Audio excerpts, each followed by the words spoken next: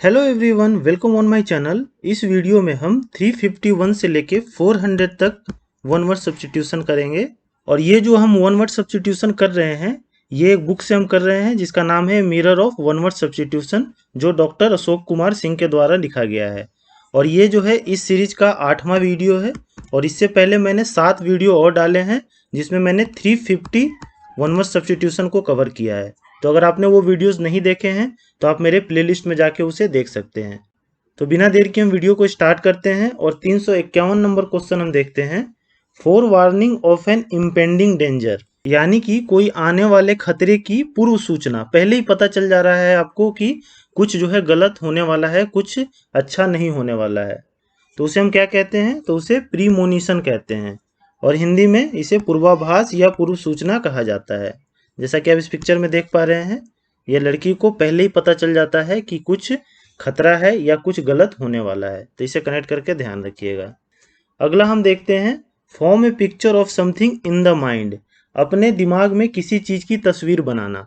तो उसे क्या कहते हैं हम? तो उसे इमेजिन कहते हैं। और हिंदी में इसे कल्पना करना कहा जाता है। जैसे कि ये बंदा जो है ये कुछ अपने दिमाग में इमेजिन कर रहा है, कुछ कल्पना कर रहा है। अगला हम देखते हैं, form an opinion before hearing the whole case, यानी कि पूरा केस सुनने से पहले ही कोई धारणा बना लेना। तो इसको क्या कहते हैं हम? तो इसे प्री जज कहते हैं। और हिंदी में इसे पूर्व न्याय देना या पूर्व निर्णय करना कहते हैं हम। जैसा कि आप इस पिक्चर में देख पा रहे हैं, ये जो भाई साहब हैं ये पहले ही धारणा बना लिए हैं किसी के बारे में कि वो एगोइस्टिक जो है वो बंदा है। तो ऐसा नहीं करना चाहिए, पहले ही हमें धारणा नहीं बनानी चाहिए। अगला हम देखते हैं, farmer holder of any office और पोजीशन, यानी कि किसी कार्यालय या पद का पूर्व धारक, यानी उससे पहले जो रहा है उस पद पे। तो उसे हम क्या कहते हैं? तो उसे प्रीडिसेसर कहते हैं हम। और हिंदी में इसे पूर्वाधिकारी, पूर्वगामी या पूर्वज कहा जाता है। एग्जाम्पल देखिए, अभी जो है प्रेजेंट में हमारी प्रेसिडेंट कौन है? द्रौपदी मुर्मू है। और इससे पहले रामनाथ कोविंद जो थे वो हमारे प्रेसिडेंट थे। तो अभी कहा जाएगा कि द्रौपदी मुर्मू का प्रीडिसेसर कौन था? तो वो रामनाथ कोविंद थे। इनसे पहले थे रामनाथ कोविंद जो थे इस पद पर थे। तो इससे कनेक्ट करके आप इसे ध्यान रखिएगा। अगला हम देखते हैं, fortress for the safety of A town, यानी कि किसी शहर की सुरक्षा के लिए जो किला बनाया जाता है, दुर्ग बनाया जाता है, उसे हम क्या कहते हैं?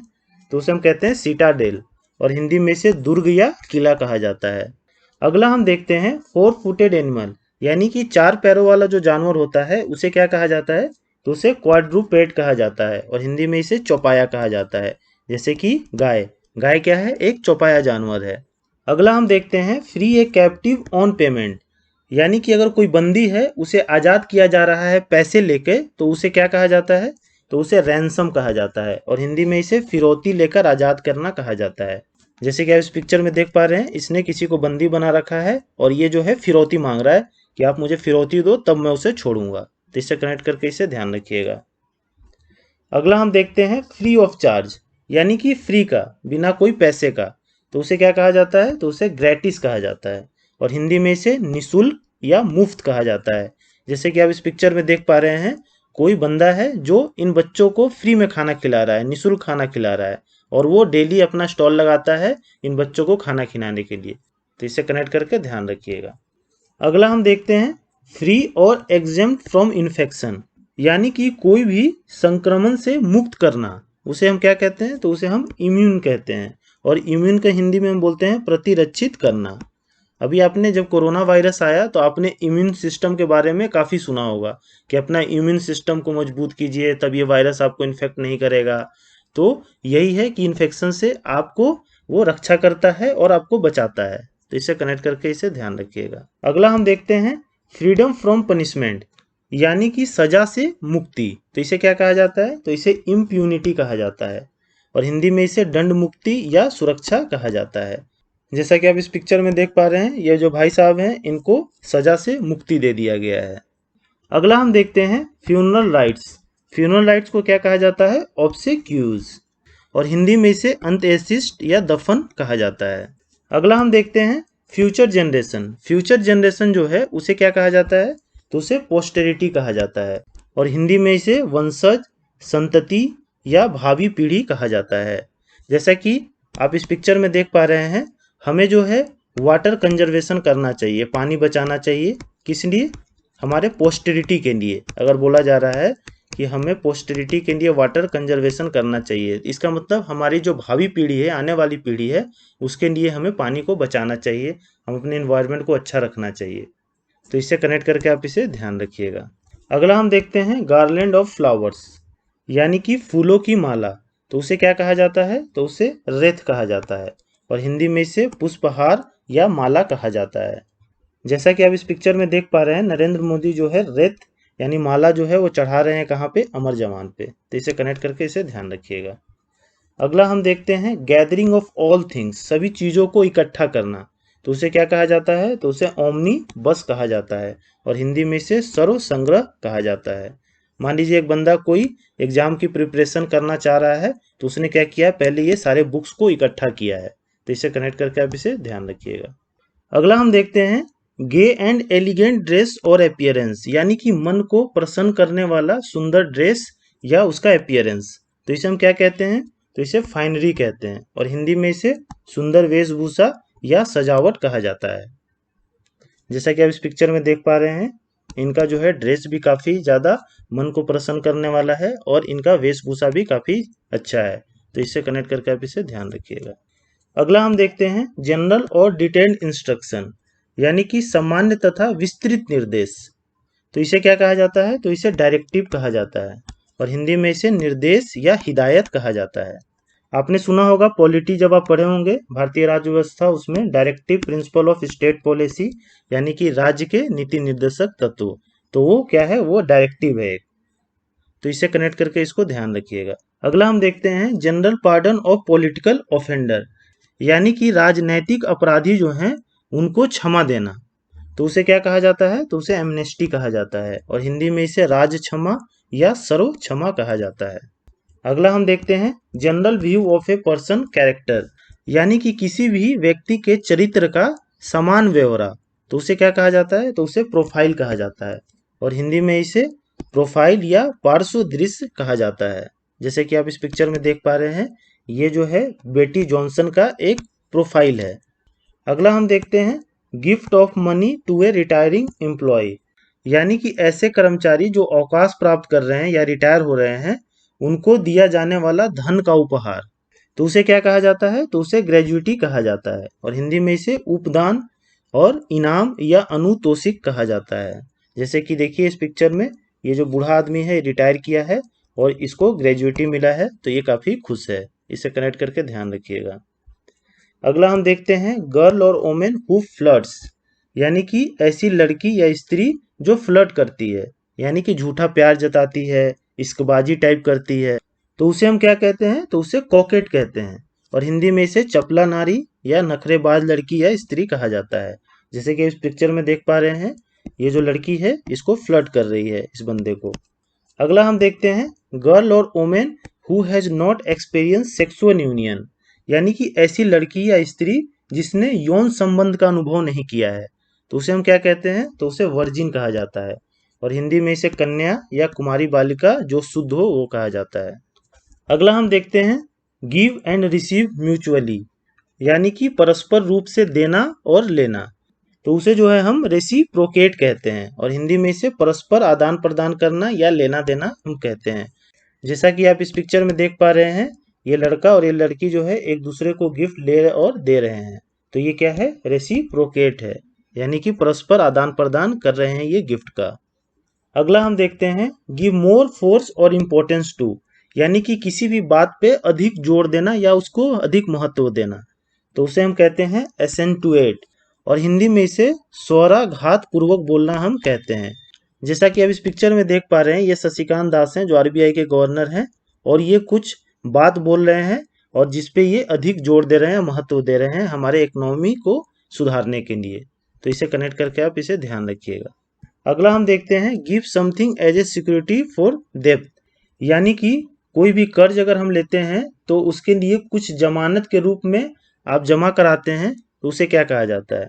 तो उसे मॉर्टेज कहा जाता है या पॉन कहा जाता है, और हिंदी में इसे बंधक रखना या गिरवी रखना हम कहते हैं। जैसे कि आप इस पिक्चर में देख पा रहे हैं, एक बंदे को कुछ लोन की रिक्वायरमेंट है, पैसे की रिक्वायरमेंट है, तो उसने अपना घर जो है वो गिरवी रख दिया है। तो इसे कनेक्ट करके इसको ध्यान रखिएगा। अगला हम देखते हैं give support of certainty to a statement, theory etcetera, यानी कि किसी भी कथन या सिद्धांत को पुष्टि करना या उसको सपोर्ट करना, तो उसे क्या कहते हैं हम? तो उसे कोरोबोरेट कहते हैं, और हिंदी में इसे संपुष्टि करना या मजबूत करना कहते हैं।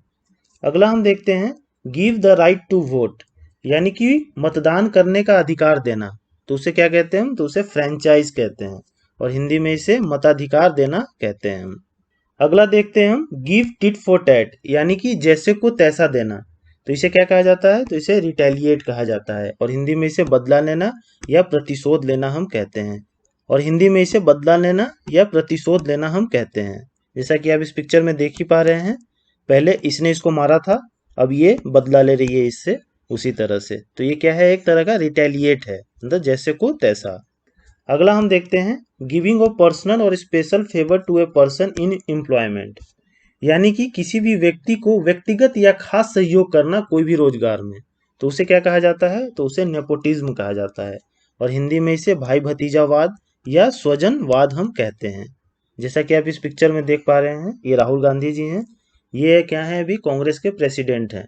इनसे काफ़ी टैलेंटेड लोग भी हैं कांग्रेस में, लेकिन नेपोटिज्म की वजह से ये जो है प्रेसिडेंट बने हुए हैं, तो इससे कनेक्ट करके आप इसे ध्यान रख सकते हैं।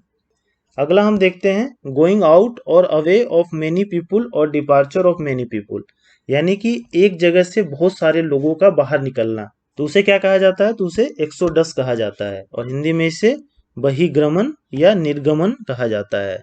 जैसा कि आपने भी सुना होगा, रसिया और यूक्रेन का वार हो रहा है, तो यूक्रेन में जितने भी जनरल पब्लिक हैं, वो क्या हो रहा है? अपने देश को छोड़ के और बाहर की ओर जा रहे हैं, क्योंकि वहाँ पे काफ़ी गोलीबारी हो रहा है, तो इसी को हम एक्सोडस कहते हैं। काफ़ी सारे लोग जो है अपने देश को छोड़ रहे हैं, देख सकते हैं जैसा पिक्चर में, तो इसे कनेक्ट करके आप इसे ध्यान रखिएगा। अगला हम देखते हैं governing body of A university, यानी कि कोई भी जो विश्वविद्यालय है उसका जो गवर्निंग बॉडी होता है उसे हम क्या कहते हैं? तो उसे हम सीनेट कहते हैं, और हिंदी में इसे अधिसभा कहा जाता है। अगला हम देखते हैं government by a few people, यानी कि कुछ लोगों के द्वारा सरकार, तो उसे क्या कहा जाता है? तो उसे ओलिगार्ची कहते हैं हम, और हिंदी में इसे अल्पतंत्र या कुलतंत्र कहा जाता है। अगला हम देखते हैं गवर्नमेंट बाय ए किंग और क्वीन, यानी कि कोई राजा या रानी के द्वारा जो सरकार होती है उसे हम क्या कहते हैं? तो उसे हम मोनार्ची कहते हैं, और हिंदी में इसे राजतंत्र कहा जाता है। जैसा कि यूनाइटेड किंगडम में क्या है? मोनार्च है, क्योंकि वहाँ पे राजा और रानी जो है वहाँ पे गवर्न करते हैं, तो इसे कनेक्ट करके इसको ध्यान रखिएगा। अगला हम देखते हैं government by a divine laws, यानी कि दैविक कानून, भगवान का कानून के द्वारा सरकार, तो उसे हम क्या कहते हैं? तो उसे थियोक्रेसी कहा जाता है, और हिंदी में इसे धर्मतंत्र या इस तंत्र हम कहते हैं। बहुत सारे ऐसी कंट्री हैं जहाँ पे थियोक्रेसी है, जैसे कि सऊदी अरेबिया, उसके बाद मेरे ख्याल से अफगानिस्तान में भी है थियोक्रेसी। और आप मुझे कमेंट बॉक्स में कमेंट करके ये बताइए कि और कितने कंट्रीज हैं जहाँ पे थियोक्रेसी है। अगला हम देखते हैं गवर्नमेंट बाय इलेक्टेड रिप्रेजेंटेटिव्स, यानी कि निर्वाचित प्रतिनिधियों के द्वारा सरकार, यानी कि जो सरकार में हैं वो निर्वाचित होके आए हैं, यानी कि इलेक्ट होके आए हैं, तो वैसे सरकार को हम क्या कहते हैं? तो उसे डेमोक्रेसी कहा जाता है, और हिंदी में इसे प्रजातंत्र या लोकतंत्र हम कहते हैं। जैसे कि इंडिया क्या है? इंडिया एक डेमोक्रेटिक कंट्री है, यहाँ पे जो सरकार में लोग होते हैं वो हमारे द्वारा इलेक्ट होके जाते हैं, तो इसे कनेक्ट करके इसे ध्यान रखिएगा।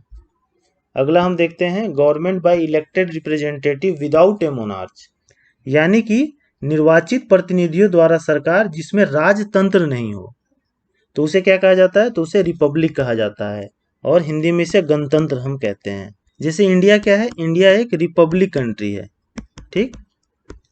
वो कैसे है देखिए, इसको मैं आपको एक्सप्लेन कर देता हूँ। हेड ऑफ गवर्नमेंट हमारा कौन होता है? प्राइम मिनिस्टर होता है, और ये क्या होते हैं? ये इलेक्टेड होते हैं। और हमारा जो हेड ऑफ स्टेट होता है वो कौन होता है? प्रेसिडेंट होता है, और ये भी क्या होते हैं? इलेक्टेड ही होते हैं, ठीक?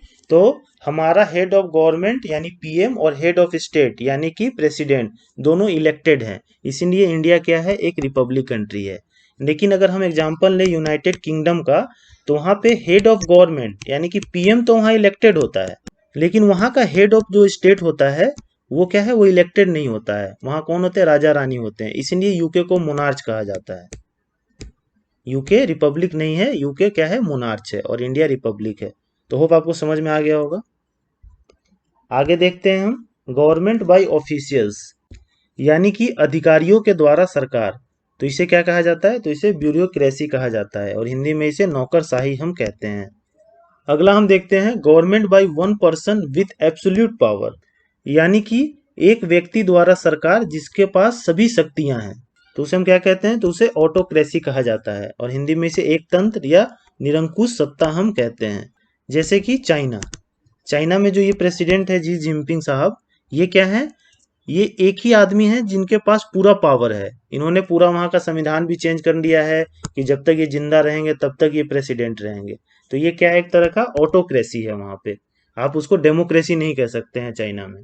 अगला हम देखते हैं government by one person with absolute power which has been obtained by force, यानी कि एक व्यक्ति के द्वारा सरकार जिसके पास सारी शक्तियां हों, और वो शक्तियां वो कैसे प्राप्त किया है, तो बाय फोर्स यानी बलपूर्वक। तो उसे हम क्या बोलते हैं, तो उसे डिक्टेटरशिप कहा जाता है, और हिंदी में इसे तानाशाही हम कहते हैं।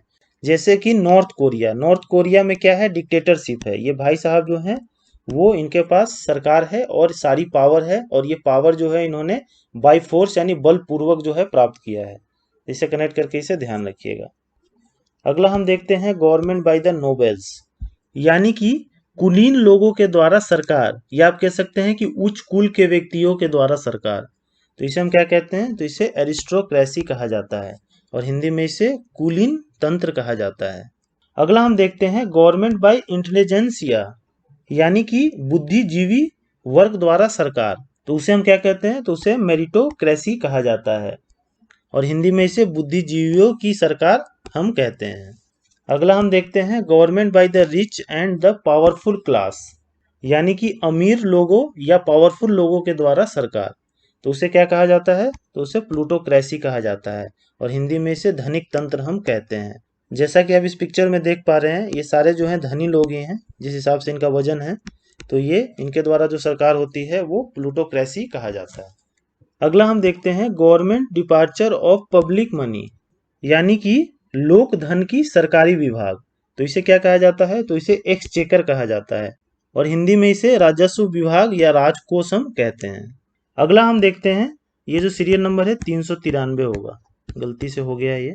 Government periodical with news of appointments, promotions, transfer etcetera, यानी कि सरकारी पत्रिका जिसमें नियुक्ति, पदोन्नति या तबादला आदि का जो समाचार छपता है, तो उसे क्या कहते हैं हम, तो उसे हम गैजेट कहते हैं, और हिंदी में इसे राजपत्र या गैजेट कहा जाता है। आपने सुना होगा the gadget of India, Bharat का राजपत्र।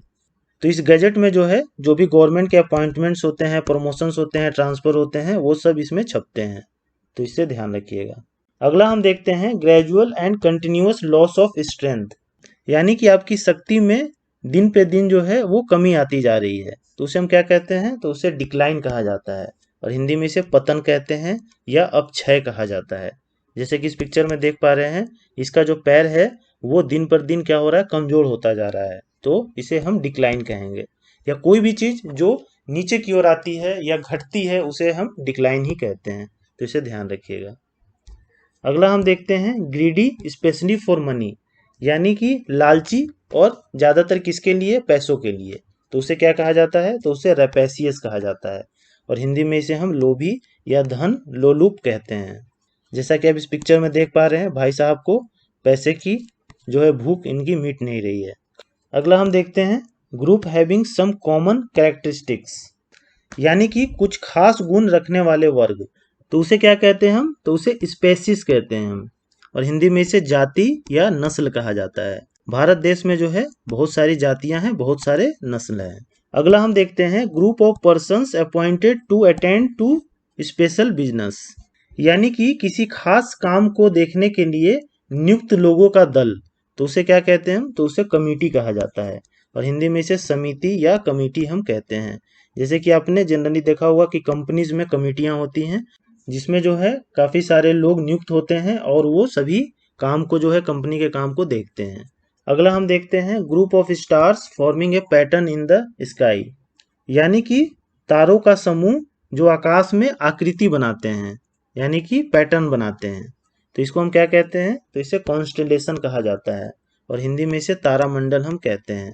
जैसे आपने देखा होगा आकाश में बहुत सारे कॉन्स्टेलेशन है, बहुत सारे तारों का समूह है। अगला हम देखते हैं ग्रुप ऑफ टॉकेटिव गर्ल्स और वोमेन, यानी कि बातनी लड़कियों या महिलाओं की टोली।